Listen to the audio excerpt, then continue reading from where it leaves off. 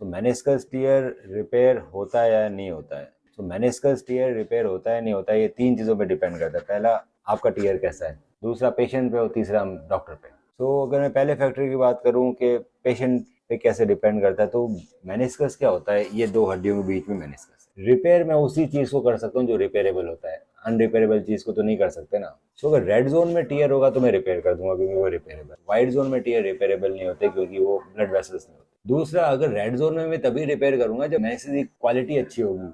अगर आपका मेनिस्कस टूटा है और आप 10 साल से चल रहे हो तो फटा हुआ तो और फटता रहेगा ना बेटा। जितना फटता रहेगा तो क्या होगा, क्वालिटी खराब हो जाएगी। तो घिसा हुआ कपड़ा लाओगे तो सिलाई मारने का क्या फायदा, तो घिसा हुआ है। सिलाई तो उसी कपड़े में लगती है कि अच्छा होता है। तो अगर पेशेंट जल्दी आता है तो रिपेयर के चांसेस है। लेट आता है, अपना पूरा मेनिस्कस घिस के आया है, बिल्कुल डैमेज करके आया है, तो कोई रिपेयर नहीं हो, फिर उसके चीथड़े बन जाते हैं। चीथड़े वाली चीज को रिपेयर नहीं करते। तीसरा, डॉक्टर की एक्सपर्टीज क्या, तो रिपेयर तो हम रोज ही करते हैं, मेनिस्कस को रोज यही सर्जरी करते हैं। रिपेयर करने के लिए आजकल एडवांस इंस्ट्रूमेंटेज आते हैं, जैसे हम फाइबर स्टिच से रिपेयर करते हैं, all suture all inside meniscus repair system है। इसके अलावा टेप से रिपेयर होता है आजकल, वायर से नहीं करते। टेप नॉन ट्रॉमेटिक रहती है। जोन नेविगेटर्स यूज करते हैं प्रिसाइज रिपेयर के लिए। तो मेनिस्कस की सर्जरी अगर एक बार फट गया और आपकी एज यंग है तो आपको ऑपरेशन तो कराना ही पड़ेगा। क्यों? क्योंकि वो फटा हुआ अपना आप ठीक नहीं होगा, वो और बढ़ता रहेगा। हिल रहा है ना घुटना, मेनिस्कस बीच में और फटेगा।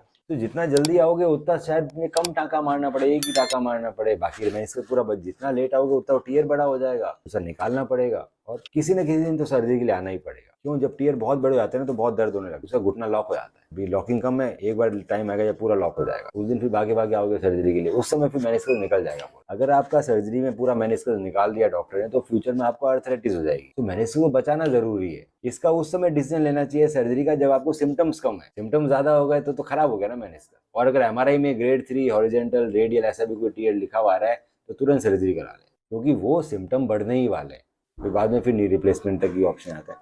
तो जरूरी है कि छोटा सा ऑपरेशन करेंगे, दूरबीन से कोई चीरा नहीं लगाएंगे, उसको ऑपरेशन मत समझो, ये टाके लगाना है। कि चमड़ी कट जाती है, आदमी टाके लगवाता है नहीं लगवाता है, बस ठीक है। ये मेनिस्कस है, घुटने के अंदर है, इसलिए मेरे को टाके लगाने के लिए अलग तरह के इंस्ट्रूमेंट यूज करने पड़ते हैं और आपके पैर को सुन करना पड़ता है। मैं बिना सुन के टाके नहीं लगा सकता, इसलिए एक ऑपरेशन का नाम दे दिया गया। बाकी ऑपरेशन नहीं है, टाके लगाने हैं मुझे। जितने जल्दी लगवाओगे उतना कम टाके लगेंगे।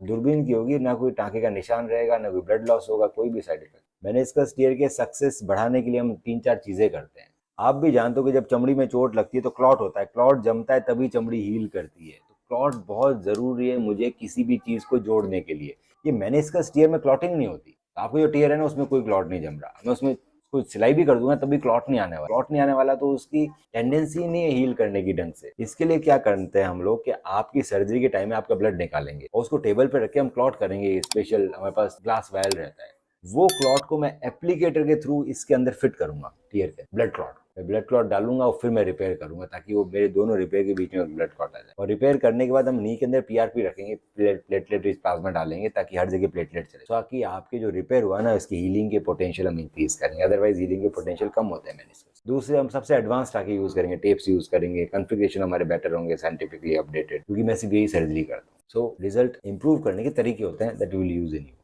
मेनिस्कस सर्जरी के बाद आप घुटने पे लोड नहीं दे सकते एक, तो आपको वॉकर पे चलना है। वॉकर पे चलना है तो ये पैर जमीन पे ही नहीं आएगा।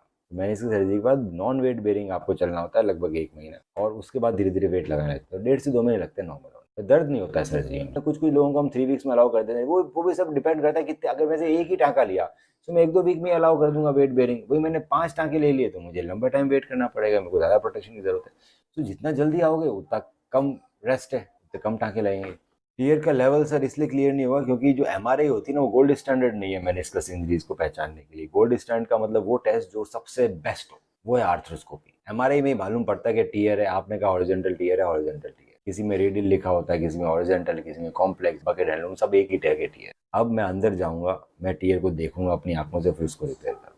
तो मेरे को कौन सा इंस्ट्रूमेंट यूज करना है, कितने टाके लगाने हैं, ट्रिम करना है, रिपेयर करना है, वो सब at the time of table he decide होता है सारे डॉक्टर्स को। हमें हमारे से हिंट मिलता है कि हमें आपका ऑपरेशन करना है, तो सारे इंस्ट्रूमेंट रहते हैं जो भी जिस जगह टीयर रहता है उस तरह का रिपेयर।